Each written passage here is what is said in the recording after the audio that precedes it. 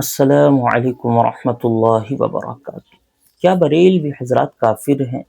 کیونکہ ان کے اندر کچھ عقائد ایسے پائے جاتے ہیں جو آپ علیہ الصلوۃ والسلام کی شان میں گستاخی اور زیادتی ہے۔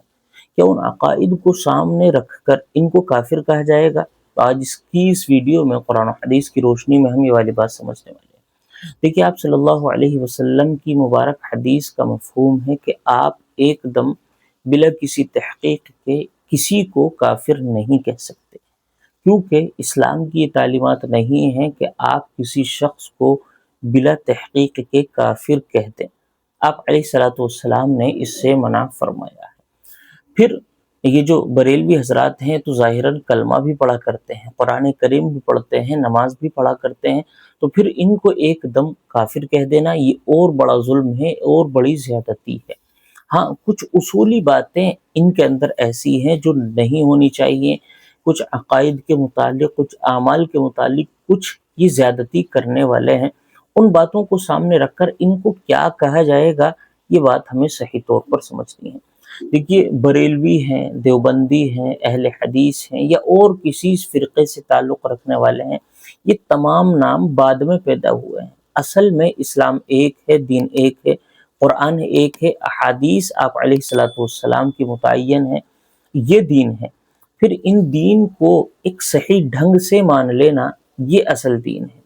آپ علیہ السلام اور صحابہ کرام کے بنائے گئے قوانین پر دین کو قبول کر لینا یہ اصل دین ہے، یہ اصل اسلامی تعلیمات ہیں۔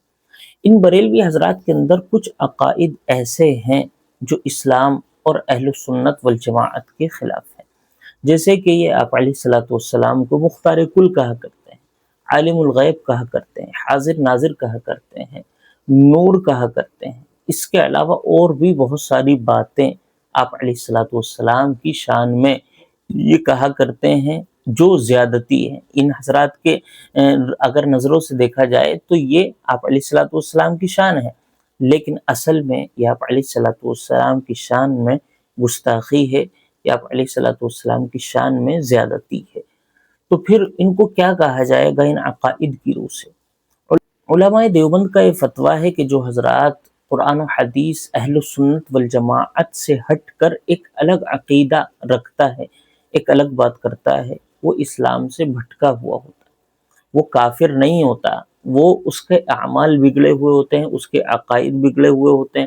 جب وہ اپنے عقائد صحیح کر لے گا، جب وہ اپنے اعمال صحیح کر لے گا، تو وہ علماء دیوبند اہل سنت والجماعت کی لسٹ میں دوبارہ شامل ہو جائے گا۔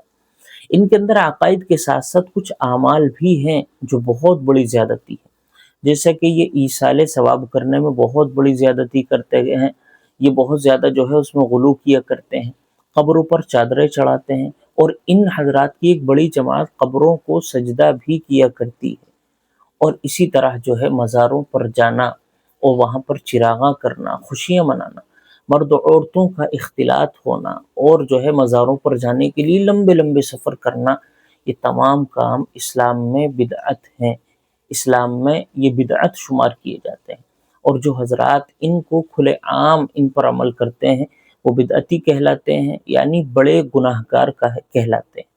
تو چونکہ ان حضرات کے اندر یہ تمام باتیں عام ہیں، ان حضرات کو بدعتی کہا جائے گا، بھٹکا ہوا کہا جائے گا، کافر نہیں کہا جائے گا، چونکہ یہ بھی اکثر و بیشتر وہی عقائد رکھتے ہیں جو عقائد اہل سنت والجماعت ہیں۔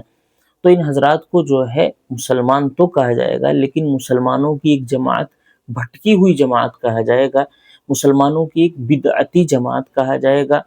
اور بہتر یہ ہے کہ یہ حضرات توبہ اور استغفار کر کے صحیح راستے پر آ جائیں، یہ جو تمام بدعتیں کیا کرتے ہیں ان کو چھوڑ دیں، اور آپ علیہ الصلوۃ والسلام کی شان میں جو یہ زیادتی کیا کرتے ہیں ان کو چھوڑ دیں، اور صحیح طور پر کلمہ گو ہو جائیں۔ تو یہ حضرات مسلمان ہیں لیکن بھٹکے ہوئے ہیں، بدعتی ہیں، ان حضرات کو کافر نہیں کہا جائے گا۔ السلام علیکم ورحمۃ اللہ وبرکاتہ۔